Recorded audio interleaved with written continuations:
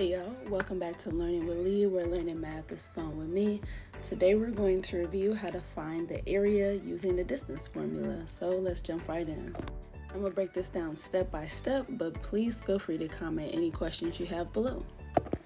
Alright, so how I solve this, the first step, I identify what formulas do I need just to solve this question. The two formulas that I need is the formula for area and the formula for distance. If you already know what those are, drop those in the comments below to help out others. If you said the area of a triangle, again, that's the shape that we have with our given information. If you said the area of the triangle is 1/2 times base times height, you are correct. And if you said the formula for distance or the distance formula is the square root of the quantity x2 minus x1 squared plus the quantity of y2 minus y1 squared, you correct as well. Alright, so now that we know what formulas we're using, we're going to break down how do I find the numbers to plug into all those letters.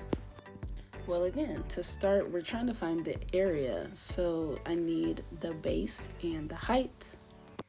And for this triangle, I will identify my base as side FE or EF. And I will identify my height as side GF or FG. So I use my distance formula for side EF and using the vertices 3, 1 and 3, -2 to plug into this distance formula. You always want to make sure, another thing that always helps me is identifying which coordinate point is x2, which coordinate point is y2, so that as I'm doing all of these calculations, it doesn't get jumbled up. All right, and then you'll find your distance for that side, EF, and then do the same exact thing for side GF or FG.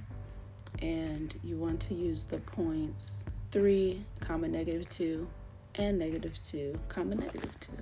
Let's take a look at that, what that work looks like. All right, so again, just making sure you have the correct x2, the correct x1, and after you've simplified inside the parenthesis, then you can square that value. And at the very end, this is what I was working with my student last night. At the very end is when you take that square root to get your final answer. All right, perfect. So now we have our base. Now we have our height. So we know the very last step to plug in and solve for our area. And there you have it. That's how you find the area using the distance formula step by step.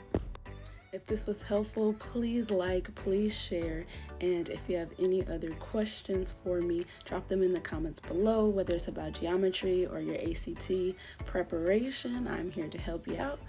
Again, it's Miss Lee, Learning with Lee. See you guys next time.